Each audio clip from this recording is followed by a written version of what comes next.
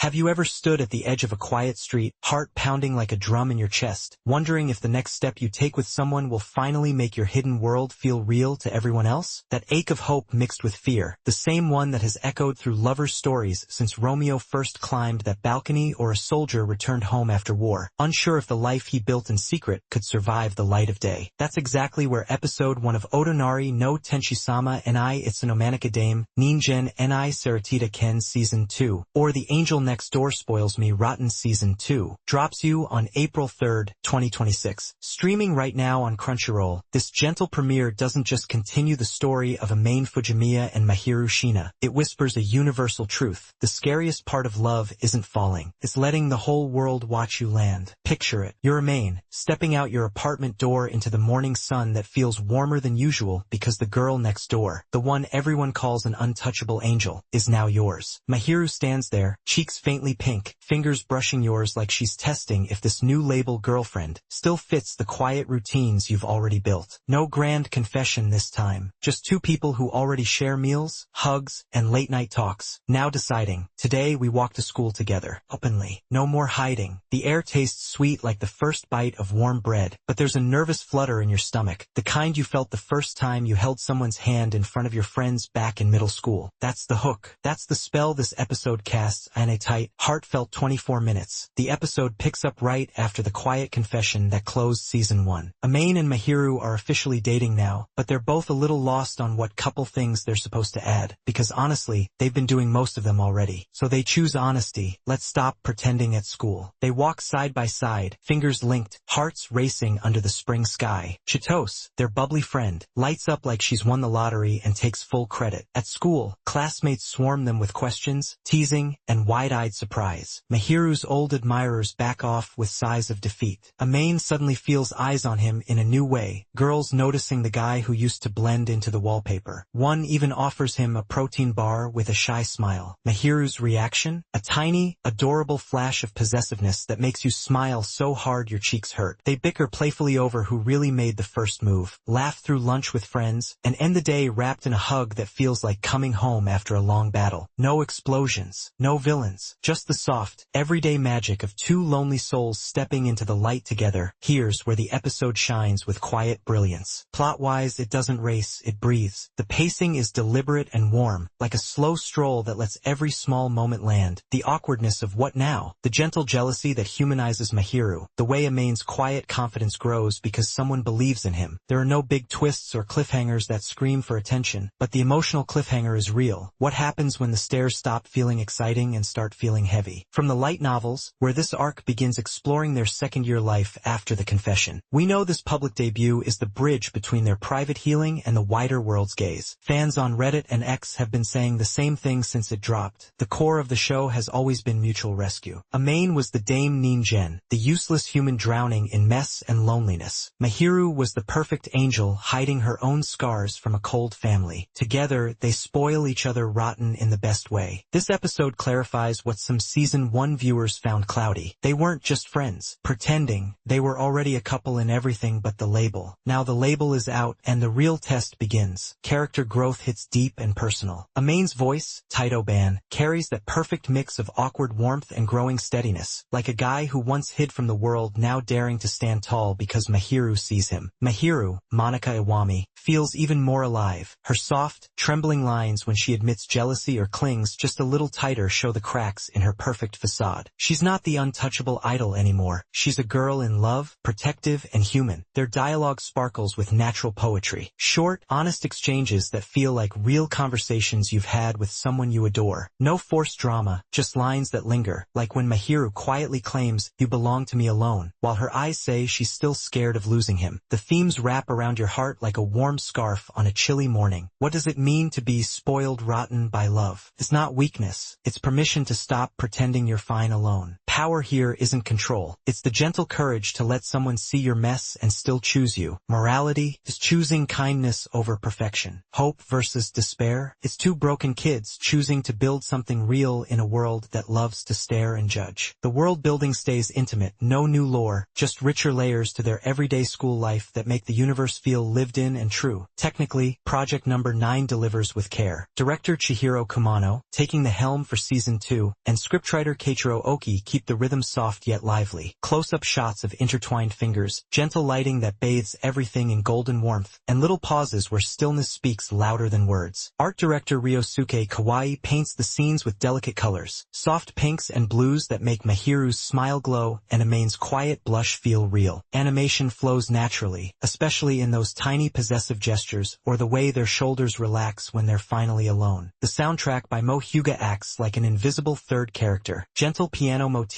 that swell during the hug at the end, echoing the same tender themes from Season 1 but brighter now, like hope blooming. Voice acting elevates everything. Taito Ban gives Amane a voice that trembles with new confidence, while Monica Iwami's Mahiru carries that angelic timbre with just enough vulnerable shake to break your heart open. Emotionally, this episode left me smiling like an idiot and feeling a little raw. It made me remember my own first public steps with someone special, the butterflies, the protective flare when someone else got too close, the relief of, we don't have to hide anymore. There's a scar-healing warmth here, a reminder that even the loneliest among us can find an angel, or a fellow Dame Ningen, who chooses us anyway. The pivotal moment, their open walk and that final hug, feels like two destinies clicking into place, shifting everything without a single shout. Any flaws? Some might call it too sweet, almost diabetes-inducing, as fans on X have joked. But that's not a bug, it's the point. The show never pretends to be edgy. It embraces its wholesome heart fully, and in a world full of dark stories, this purity feels like a deliberate, brave choice. The lighter, more vibrant animation compared to Season 1, praised everywhere from Reddit to reactions, makes the comedy pop without losing the tenderness. In the end, Episode 1 succeeds completely. It honors the slow burn magic that made Season 1 special, while gently pushing the story forward with heart, humor, and hope. Strengths far outweigh any minor quibbles. The intimacy, the character voices, the way it makes you feel seen. So here's my question to you. Are you ready to walk that school hallway with them? To feel the stares, taste the sweetness, and wonder what quiet battles their love will face next? Because after this episode, watching isn't optional anymore. It's the next step in your own quiet journey toward believing that someone, somewhere, might just spoil you rotten too. Go press play on Crunchyroll. Let Mahiru and Amane remind you what gentle courage feels like. You'll thank yourself when that first hug hits and your heart remembers why love, real, everyday love, is worth every nervous step.